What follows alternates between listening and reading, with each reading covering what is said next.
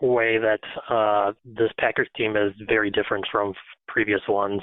Aaron Jones has really been the foundation of our offense, and I'm not sure what to think about your defense. On paper, I think the front seven looks really strong. Me either. But when you look at I was kind of looking at the last 4 weeks or so, and you guys gave up 160 yards on average, and some of that's skewed a little bit by just an explosive Arizona Cardinals rushing attack. I think they rushed for over 200, but you still gave up to 120 to Philly last week with 2 backup offensive linemen and a 40-year-old quarterback, and 120 the week before to the 49ers. Yeah, 49ers for the game before that.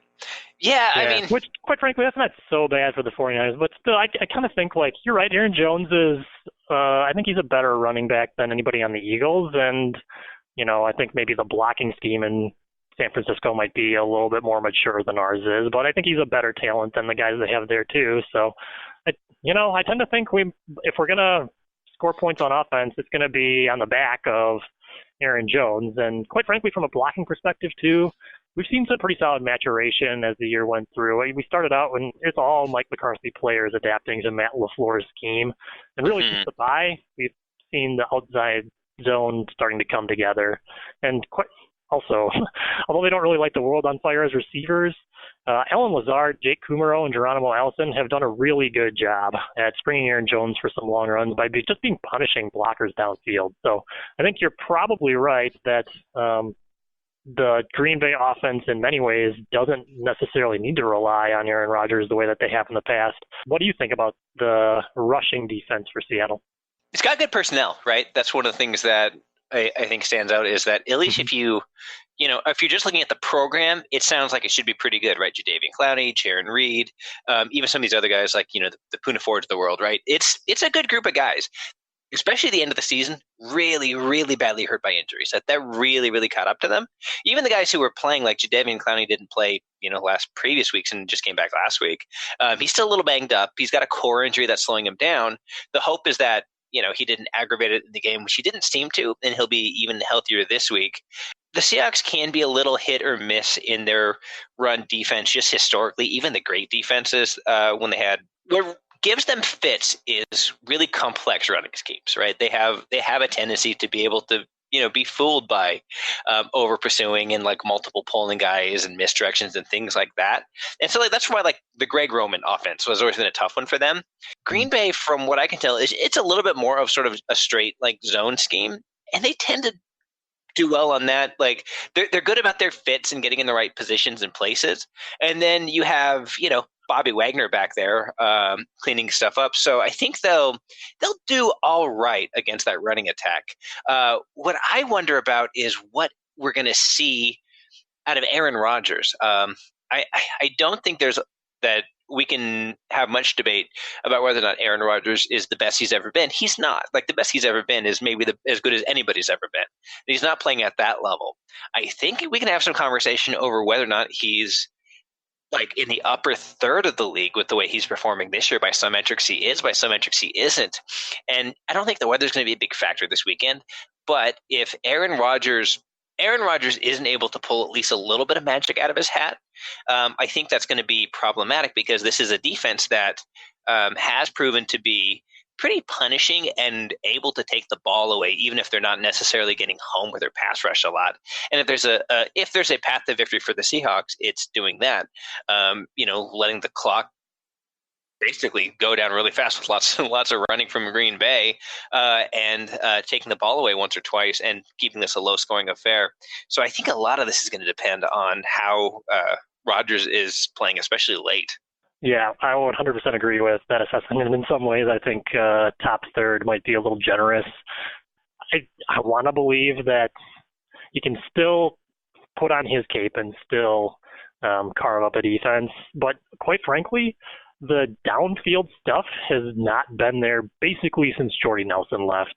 It sounds like sacrilege to actually be saying this, but I kind of think we just need Rodgers to manage this game. It's something that I've been saying for quite a while. This offense is at its best when he is throwing within the design of the play and within rhythm. The backyard stuff, it's just not working. Quite frankly, I think we're fortunate that Aaron Jones is played so well. The other reason we're really fortunate is that even though we've taken a while to adapt to the run blocking scheme, we have had dynamite pass protection this year.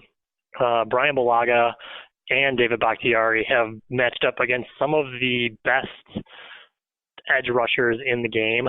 By and large, they've been phenomenal and given Rodgers time, which, quite frankly, may actually act to the detriment, because if he has time, he's going to look deep, and that stuff just really hasn't been very good for us. So this is a long way of saying that I don't really know what to expect out of Aaron Rodgers either. But if he can, please God, just throw the ball where it's supposed to go and take what the defense gives you. The offense looks so much better. When we can get to 2nd and 4 instead of 2nd and 15, it's a much cleaner game for Green Bay. We're able to stick to the run much more, and I think that's probably the way. Whether we beat Seattle, I think we will beat Seattle this week, but we're going to have to beat 2 good teams to get to the Super Bowl, and I think it's going to be on the back of the running game. From the defensive side in Seattle, how do you think we match up, or how do you guys match up against our passing attack? Yeah, and that's an area where I actually like the way the Seahawks are, especially. So, here's the thing that I think if you haven't been paying a ton of attention to Seattle, you may not realize the entire defense is significantly better with Quandre Diggs out there. Yeah, right? He's a good player. He is, and the cut. Man, the Lions are so stupid. What a terrible franchise. Like, they let go for nothing. Morons. Which, thank you to the Lions. I don't want to, because when Quandre Diggs is out there, the entire secondary holds better, right? They can hold coverage longer. Shaquille Griffin has been one of the top corners in the NFL this year. He's been great, and this is coming off of last year where he had a really down year. And so I think he matches up pretty well in Devontae Adams. As is typical for kind of the Pete Carroll style, though, he will tend to stay on his side of the field and do almost a little bit more of kind of the Richard Sherman type role. So, Matt LaFleur could move him around and get him on Trey Flowers on the other side, who's not as good a player and is a little bit more injury prone. So there's some potential trouble there, but he'll also probably have some safety help. I think outside of that, I'm not afraid of any of your pass catchers. You're right. KJ Wright and Bobby Wagner are going to have zero trouble whatsoever running with Jimmy Graham at this stage of his career. And, he's still a big body guy with good ball skills. So, he is physically has not shrunk much, so he can be thrown in his direction. I think that the secondary, honestly, I put advantage Seahawks, and that's probably the one place in this game where I will just say, definitely advantage Seahawks. No, most everything else I kind of put advantage Packers. Let's get down to brass tacks. Who is going to win the game, and what's this game going to look like? I mean, I think the Packers are going to win. We've won the last 8 against Seattle in Lambeau. I think the only time Seattle's beaten Green Bay in Lambeau was 1999. The last time Russell won in Wisconsin, he was quarterbacking the Badgers. I think you're going to need to tell Russell to pack his bubble water, because after our defensive line is done with him, he's going to need it. I'm picking the Packers to win, probably a low-scoring, maybe a little bit ugly game. That's kind of been our calling card this year. But I'll say Packers 24-20. It's funny, because if you think 24-20 is a low-scoring, ugly game, then you don't know a low-scoring, ugly game, sir. The Packers are the better team. I think they're at home. I think most people are going to be picking the Packers, which should just be terrifying, because that is usually a terrible scenario if you're playing I know, 100%. the Seahawks. I'm super nervous. If it's 50-50, I think that bodes better for your team than if your team is a heavy favorite, because the Seahawks, for whatever reason, seem to be able to play up to any opponent. And down to any opponent, and that's just sort of the way they play. I think you're right about a low-scoring, ugly game. I think, to me, the Seahawks script for a few years now has been, Packers are going to come out, they're going to move the ball pretty well. They may settle, they may get an early touchdown, even 2, maybe settle for an early field goal. And, the Seahawks offense is going to be down to the last couple minutes of the first half with 80 total yards, something stupid, right? But for whatever reason, it's still only going to be 10-0, 13-3 at the half. Once you get into the third quarter and the fourth quarter, that's when, for whatever reason, they flip the script and start to come alive.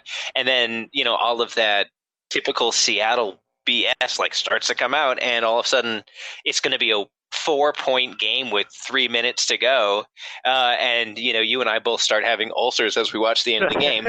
and I'll be honest, I think that's a foregone conclusion that this is how this game is going to go. Yeah, I'm going to lose a bunch of hair. Yep, for sure. And so it will end up in that situation. I guarantee it. And so then it's a question of who's going to overcome there. The Seahawks have won, I think, 10 out of 11 of those games they've been in this year. Yeah. I don't know that you can count on doing that. You can't hit on black and roulette every single time, right? Eventually it's going to run out. And this is, on the road at Lambeau, a place where you haven't won since the Clinton administration. Seems like a good place for that luck to run out. I'm just not going to pick against my guys. I'm not going to do it. I'm a super fan. Go to hell, Raptors. So I'm going to pick the Seahawks, but I'm going to go like 17-13. I think it's an even lower scoring, even uglier affair. What makes me feel a lot better about it is the weather is actually not going to be that bad, nor is it going to be that cold, given the fact that it's Wisconsin in January. Russ, I don't know if people realize this, he sucks in bad weather. Like, he's just legitimately not good in bad weather. But the weather's not going to be that bad, so I think he'll be able to roll a little magic. So there we go, 17-13.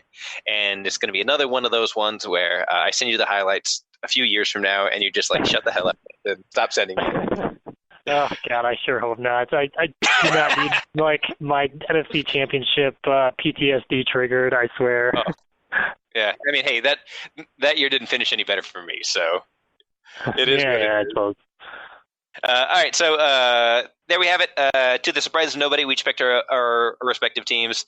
We're both calling for an ugly game, a little bit low scoring, and at least one just completely bonkers play. And then I think you're on to the NFC Championship. Real quick, before we go, is it going to be the Vikings or the Niners in the NFC Championship? So I think it'll be the Niners. Ugh. Gross. So I'm curious if you had to pick a team to face, would you rather play the Vikings or would you rather play the Niners? Because I'd rather play the Vikings. Yeah, I would rather play the Vikings.